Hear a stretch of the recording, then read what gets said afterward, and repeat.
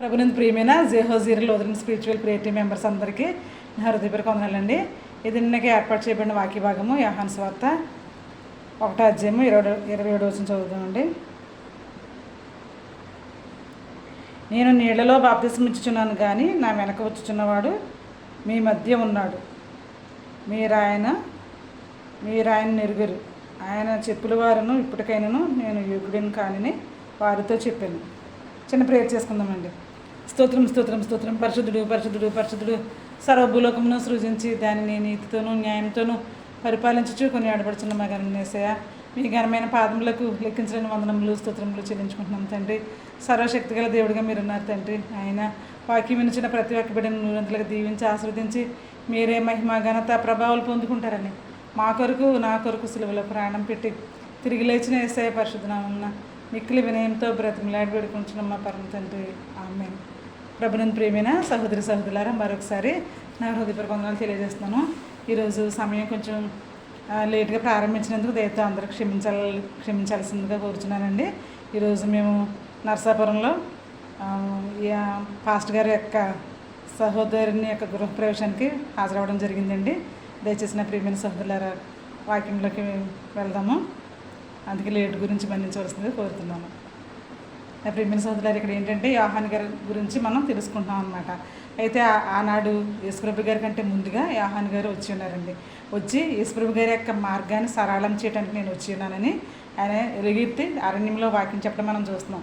నా ప్రియమైన సహోదరులారా, ఆయన వాక్యం చెప్తూ అనేక మందికి బాప్తిసాలు ఇస్తూ ఏమంటే వారిని పరలోక రాజ్యం వైపు వాళ్ళందరినీ కూడా ఆయన తయారు చేస్తున్న సందర్భంలో శాస్త్రులు పరిచయాలు ఎప్పుడు కూడా మంచి పనులు జరిగే ప్రతి చోట కూడా వాళ్ళు ఎంతో ఆటంకవాదులుగా ప్రవర్తించడం మనం చూస్తున్నాం. నా ప్రియమైన సహోదరులారా, అక్కడికి చాలామందిని పంపించి యోహాను గారు బాప్తిసం ఇచ్చే చోటుకి, యోహాను గారు దేవుని యొక్క మాటలు చెప్పే చోటుకి వాళ్ళని పంపించి వాళ్ళ యొక్క ఇన్ఫార్మర్స్ని పంపించి ఏం చేశారంటే అడుగుతున్నారు యోహాను గారిని, యోహాను గారు మీరేంటి ప్రవక్త, లేకపోతే దేవుని దగ్గర నుంచి వచ్చిన దూతవా ఏంటని ఆయన్ని ఎక్స్ప్రెషన్లు అడుగుతున్నారండి.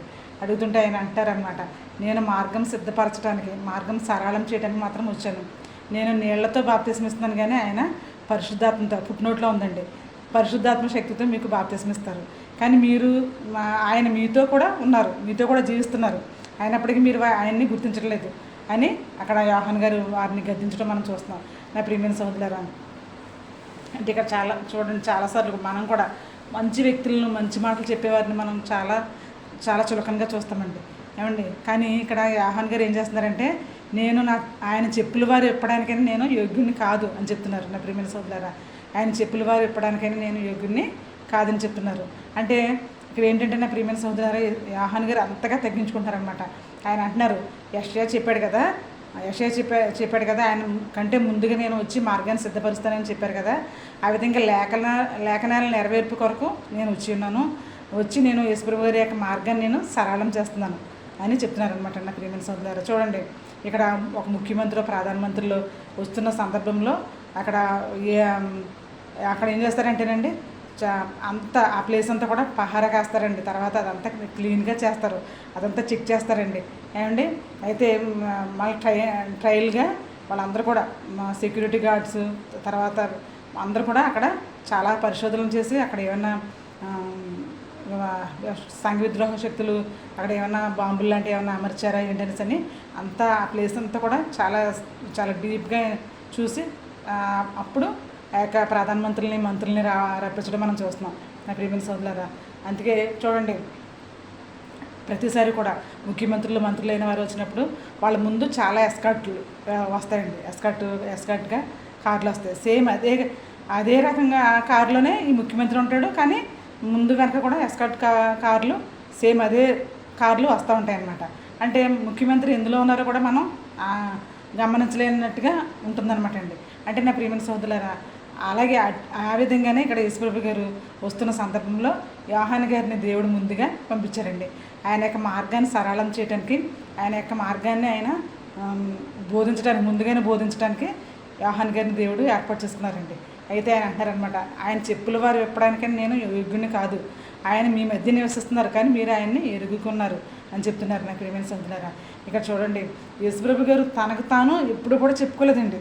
నేను దేవుణ్ణి, నేను దేవుని కుమారుణ్ణి, నేను ఈ విధంగా మీకు సూచక్రియలు చేస్తాను, మహత్కార్యాలు చేస్తాను, నేను పరలోకం నుంచి వచ్చాను అని ఆయన ఎక్కువగా ఏమీ చెప్పుకోలేదండి. చాలా చాలా తక్కువగా చెప్పారు. అది కూడా మర్మంగా చెప్పారు. కొంతమందికి అయితే సరిగ్గా అర్థం కాకుండా ఇంకా స్టిల్ ఇప్పుడు కూడా యేసుప్రభు గారిని ఇంకా అంగీకరించిన కొంతమంది చాలామంది ఉన్నారండి నా ప్రియమైన సోదరులారా. అంటే ఆయన గురించి ఆయన ఏ విధంగానూ కూడా ఎక్కువగా చేసి చెప్పలేదండి. కానీ యోహాను గారు మాత్రం యేసుప్రభు గారిని ఉన్నదన్నట్టుగా చూపించారండి నా ప్రియమైన సహోదరులారా. అది ఇక్కడ యెషయా భక్తుడు కూడా చెప్తున్నాడు కదా, 9 యెషయా గ్రంథము 9లో, ఆశ్చర్యకరుడు, ఆలోచనకర్త, ఏలయనగా మనకు శిశువు పుట్టెను, ఆయన భుజం మీద రాజ్యభారం ఉండును, ఆశ్చర్యకరుడు, ఆలోచనకర్త, బలవంతుడైన దేవుడు, నిత్యుడికి తండ్రి, సమాధానకర్తయగు అధిపతి అని ఆయనకు పేరు నా ప్రియమైన సహోదరులారా. చూడండి, అంటే యోహాను గారు ఏ విధంగా అయితే యేసుప్రభు గారి యొక్క మార్గాన్ని సరళం చేశారో, యేసుప్రభు గారి గురించి ఏ విధంగా అయితే చెప్పారో, యోహాను గారు కూడా, యెషయా కూడా ఆ విధంగా చెప్పడం మనం చూస్తున్నాం నా ప్రియమైన సహోదరులారా. అంటే మనం యేసుప్రభు గారిని మనం గుర్తించలేకుండా మన కళ్ళుకి ఎంతో భయంకరమైన పాపమైన చీకటి మనకి కమ్మి ఉందండి నా ప్రియమైన సహోదరులారా. అందుకే యోహాను గారు చాలాసార్లు చాలా ఖండితంగా చెప్తున్నారండి ఇక్కడ.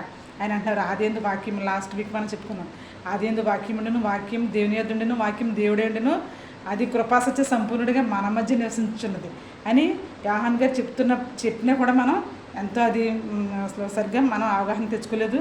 తర్వాత చాలామంది నమ్మకుండా అలా ఉన్నారండి.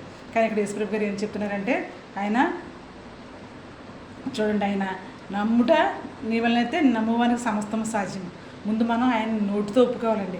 ఎప్పుడైతే ఆయన ప్రభువని, నా రక్షకుడని, ఆయన మన కొరకు మరణించారని, మన కొరకు చనిపోయారని, సిలువేయబడ్డారని, తిరిగి లేచారని, తిరిగి రాబోతున్నారని, మనం ఆయన దేవుని కుమారుడని, మనం ఆయన దేవుడని మనం ఒప్పుకునే వారికి మనం ఉండాలండి. ఎప్పుడైతే మనం ఒప్పుకున్నామో తప్పకుండా మనం యేసుప్రభు గారు కూడా అంటున్నారు, నన్ను ప్రజలందరూ ఎదుట ఎవరైతే ఒప్పుకుంటారో నేను నా దేవుని ఎదుట నేను ఒప్పుకుంటాను.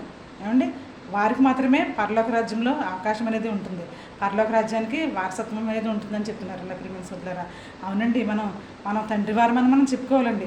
అదే చూడండి, మన కుమారుడు తండ్రి అని పిలవకపోతే మనం ఏమంటామండి?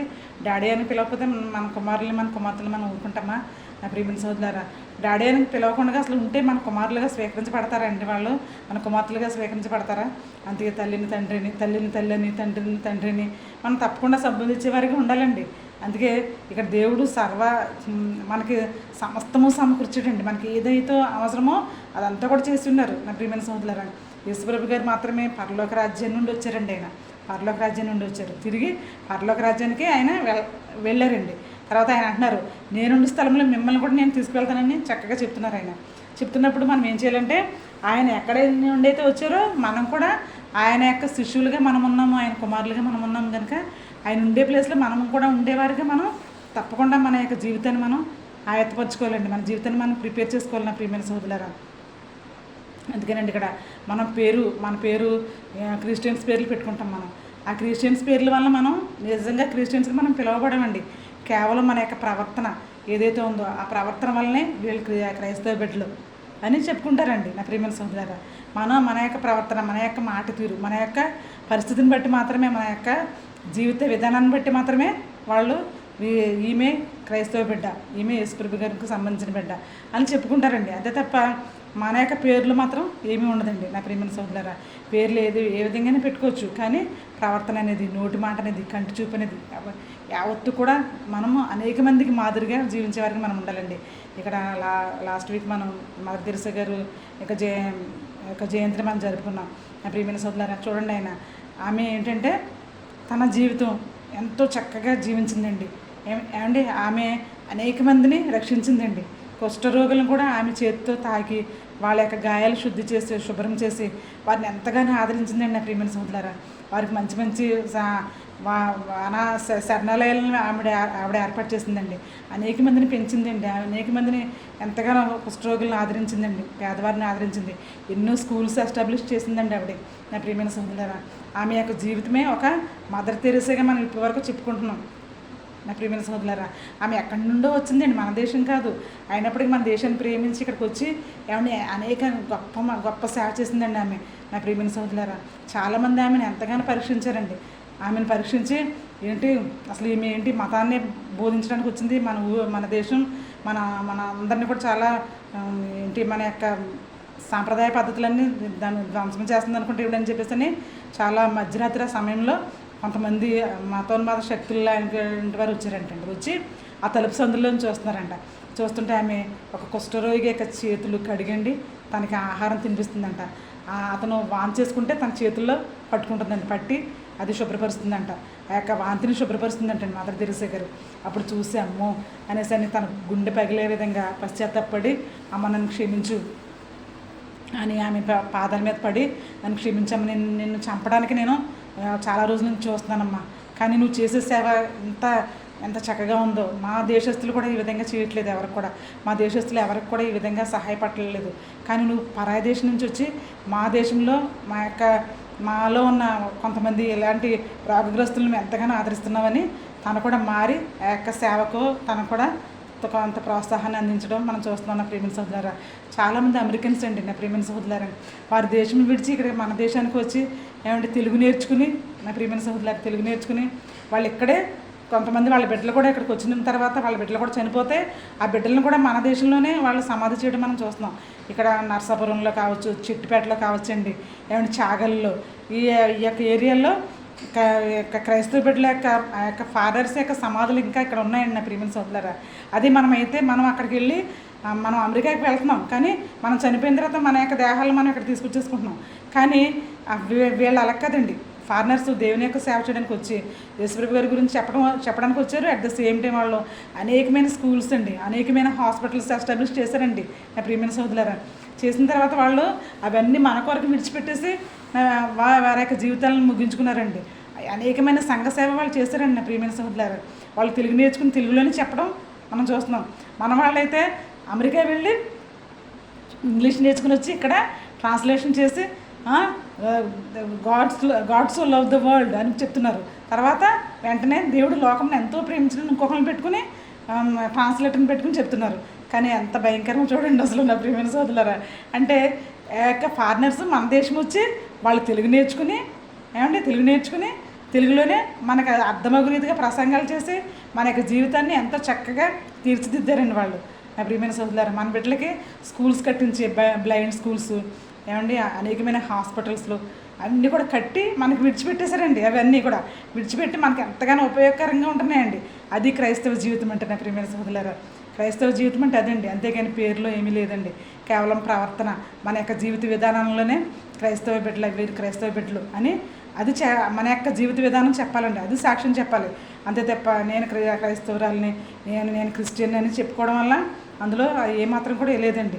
కేవలం మన యొక్క ప్రవర్తన చూసి ఎదుటివారు ఈమె దేవుని బిడ్డ, ఈమె యేసుప్రభు గారి యొక్క బిడ్డ అని చెప్పుకుని వాళ్ళు గ్రహించి మనం చేసే మంచి పనులు వాళ్ళు కూడా అవలంబించే విధంగా ఉండాలండి నా ప్రియమైన సహోదరులారా.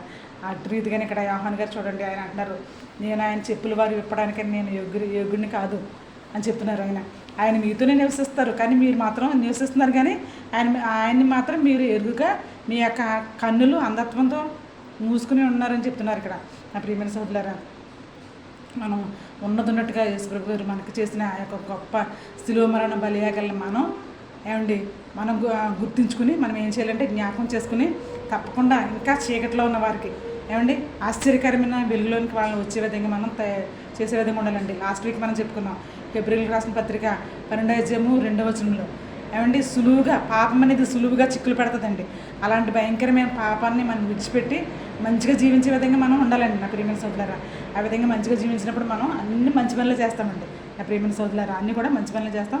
అప్పుడు ఎదుటి వారికి మనం ఎంతగానో వారి యొక్క జీవితాలకు మనం మాదిరికరమైన జీవితాన్ని జీవించే వరకు మనం ఉంటామండి నా ప్రియమైన సోదరులారు. ఇక్కడ యోహాన్ గారు, నేను ప్రవక్తను కాదు, నేను గొప్ప మనిషిని కాదు, నేను దేవుని దగ్గర నుంచి వచ్చిన వాడిని కాదు, కేవలము నేను యేసుప్రభు గారి యొక్క మార్గాన్ని సిద్ధపరచడానికి యెషయా ప్రవక్త చెప్పినట్టుగా యేసుప్రభు గారి యొక్క మార్గాన్ని సిద్ధపరచడానికి మాత్రమే వచ్చానని చెప్తున్నారు. ఆ విధంగా మనం కూడా ఉండాలండి నా ప్రియమైన సోదరులారు. మనం కూడా చేసే మార్గాన్ని మనం సిద్ధపరిచే వారిగా మనం ఉండాలండి. అనేక మంది ఇంకా పాపంలో కుట్టుమిట్టాడుతున్న వాళ్ళని మనం వారి యొక్క నూతనమైన జీవితంలోకి వాళ్ళు వచ్చే విధంగా మనం తప్పకుండా ఈ పరిశుద్ధాత్మ దేవుడే మారుస్తారండి వాళ్ళని. ఈ యొక్క వాక్యమే పరిశుద్ధాత్మ దేవుడే వాళ్ళని మార్చుకుని వాళ్ళ యొక్క పాప జీవితంలో నేను చేసే తప్పని వాళ్ళు తెలుసుకుంటారండి. రియలైజ్ అయ్యి వాళ్ళు వెంటనే ప్రభు అని వారి నోటితో ఒప్పుకుంటారు నా ప్రియమైన సోదరులారా. కానీ మనం ఏం చేయాలంటే తప్పకుండా దేవుని యొక్క వాక్యాన్ని అనేక మందికి చాటి చెప్పేవారు మనం ఉండాలండి. అందుకే నేను చెప్పిన మాట ఏంటంటే ఎవ్రీ వీక్ మనం చెప్పుకుంటున్నాం ఈ మాట, ప్రతి వారం మనం చెప్పుకుంటున్నామండి. సర్వలోకానికి మీరు వెళ్ళి సర్వ సృష్టికి సువార్తను ప్రకటించండి, తండ్రి యొక్క కుమారుని యొక్క పరిశుద్ధాత్మ యొక్క నామంలోకి బాప్తిస్మం ఇవ్వండి ఆయన చెప్తున్నారు. నా ప్రియమైన సోదరులారా, తప్పకుండా మనం మన యొక్క ప్రవర్తన ద్వారా అనేక మందిని యేసుప్రభువు యొక్క శిష్యులుగా మనం తయారు చేసే బాధ్యత మనకి ఉండండి. నా ప్రియమైన సోదరులారా, చూడండి మదర్ తెరిసా జీవితం ఎంత చక్కగా అనేక మందికి మాదిరికరంగా ఉందో. ఏమండి ఇక్కడ యోహాను గారు చెప్తున్నాడు, ఆయన చెప్పుల వారు విప్పడానికైనా నేను యోగ్యుడిని కాదని చెప్తున్నాడు. నా ప్రియమైన సోదరులారా, అట్టి రీతిగా మనల్ని మనం తగ్గించుకుందామండి. తను తగ్గించుకునేవాడు హెచ్చింపబడు. ప్రియమైన సోదరులారా, అందుకే మనం తప్పకుండా దేవుని యొక్క వాక్యాన్ని అనేక మందికి బోధించలాగిన ఏమండి మన యొక్క ప్రవర్తన అంతా కూడా దేవునికి ఇష్టమగు రీతిగా ఉండేలాగా మనం చూడాలండి. నా ప్రియమైన సోదరులారా, అందుకే ఆయన చెప్తున్నాడు. నా ప్రియమైన సోదరులారా, దుష్టుల ఆలోచన చెప్తున్నాడు, పాపుల మార్గం నిలువక అపహాసకులు కూర్చుండి చోటను కూర్చుండక. ఏమండి యెహోవా ధర్మశాస్త్రం నందు ఆనందించుచు దివారాత్రములు దాన్ని ధ్యానించేవాడు ధన్యుడు. మనకు సమయం దొరికిన ప్రతిసారి కూడా దేవుని యొక్క వాక్యాన్ని ధ్యానించేవారుగా ఉండాలండి. అట్ ద సేమ్ టైం అనేక మందికి దేవుని యొక్క వాక్యాన్ని మనం చాటి చెప్పేవారుగా ఉండాలండి. మంచి మాట మంచిగా అందరికీ చెప్పేవారుగా మనం ఉండాలండి. అప్పుడు వాళ్ళ యొక్క జీవితాలను వాళ్ళు మార్చుకునే విధంగా ఉంటారండి. ఏ విధంగా అయితే యోహాను గారు అనేక మందిని దేవుని